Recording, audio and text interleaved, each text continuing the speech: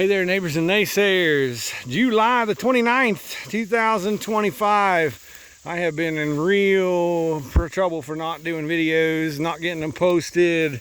But this one's got me so excited, I think I'll have to post it, and probably tonight, and not that I don't have a million things to do. Hopefully, if any of you are following my videos, this is the switchgrass field.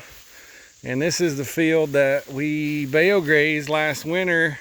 If you go back through some of our videos, you'll see this trough and how much we beat the crap out of this area right here around this trough. And I was afraid it was never going to recover, let alone come over in switchgrass. This field had been seeded 6 or 8 years ago, and we finally had the grass and the drought last year. I'm going to kind of walk through it, and I'm holding this camera at eye level. And that's where I am in switchgrass. Now I expect there to be patches that are not there, but I haven't found one yet. And it's so darn thick, I don't know how I'm gonna get the cows through it. And there's a bee balm plant right there. So when I planted this, I put an acre, I think an acre, maybe a half an acre, a pollinator seed in with the switchgrass. Hopefully I did a video back then, but I guess quickly I'll go through it. We sprayed it. As much as we don't like to spray, we sprayed because that's the way that switchgrass has to get established. Can't have any competition from the native seed bank. So we sprayed it with herbicide. We should have done it twice. Should have done it in the fall, should have then done it in the winter, or done it in the spring. If I'd have done it in the fall, I'd have planted a cover crop, a rye or something, rye wheat, something. But I didn't. Sprayed it in the spring, planted switchgrass. I think it was like, maybe I'm wrong. I'm thinking 50 pounds the acre, but I don't think that's right. And we also planted oats and turnips, or rye, no, oats and radishes and crimson clover, although the crimson clover didn't grow. And I don't know what kind of deal that is, but it's a different kind of weed of some kind.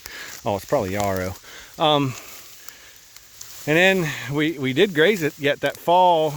We only planted enough oats and radishes and crimson to hopefully have one plant of each per square foot. That was our goal, was to have something green. I mean, we sprayed it and then we planted the stuff right away, so we had something green in there. We also put some biological products from several different companies, Understanding that's AE, what is it?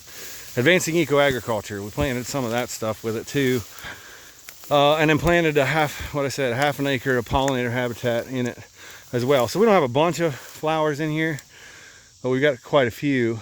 But by God, this is the best it's ever looked. And I mean, we grazed the tar out of this winter. Look at that.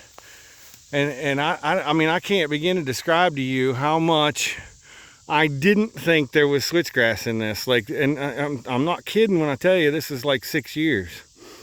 This is just managing it the right way for all them years. Grazing it hard in April before it starts to grow. Letting it go until June, July, August before we graze it. And now my question is, I got the grass to go another 2 weeks or so before I got to hit it. I'm tempted, real tempted to just let it go and let it go to seed the rest of the way, just as an additional seed bank that we're going to add to this. But my goodness gracious. And I'm also not kidding when I said I thought it was a failed planting. The other end of the field has always shown good switchgrass. This end of the field, sort of okay. The middle's really sucks, and I got to drive there yet and see what it looks like. But so far, I haven't found a patch that there isn't switchgrass. And so for those of you that are new to grazing, it's not something you want to mess with until you get your grazing right. Can't graze it shorter than 8 inches. Really don't want to mow it for hay shorter than 8 inches. It doesn't really do well as hay in the eastern part of the United States. Because the cows will come along and actually pick these leaves like goats. They won't eat the stem as much, and so when you mow it for hay, you get a bunch of stem. So the quality's really not there, but the quality's great if you allow them just to pick the stems. So and it's a warm season grass.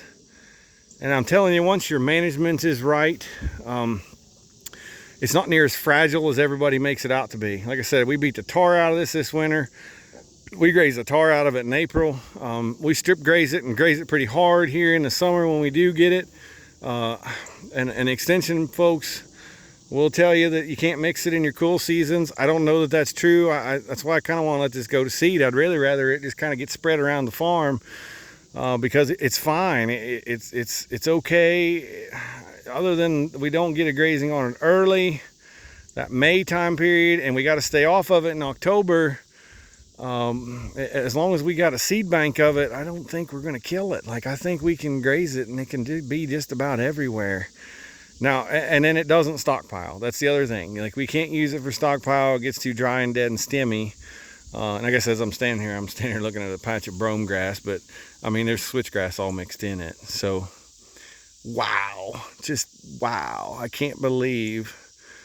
Kevin, if you're out there listening, I didn't believe it. I couldn't believe my good friend Kevin had switchgrass and told me how to plant it and has told me how to manage it. Kevin Swope, all this time. And man, I don't have the time to stop and take a video, but I had took the time to ride around, and then I couldn't help but stop and take a video of what this looks like. Do I want this on all the farm? No. Would 10% of the farm probably suited to this? It certainly would. I mean, think about last summer when it was dry and this was the field I could graze twice because it's switchgrass and it's deep rooted and it was pulling up water.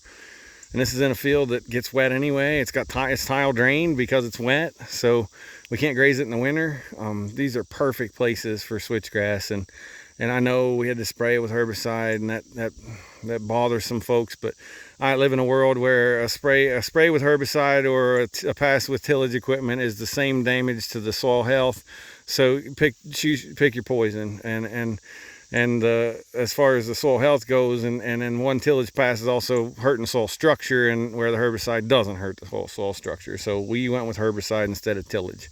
So good night. I cannot believe the switchgrass. I honestly don't know how I'm going to graze it as thick as this is.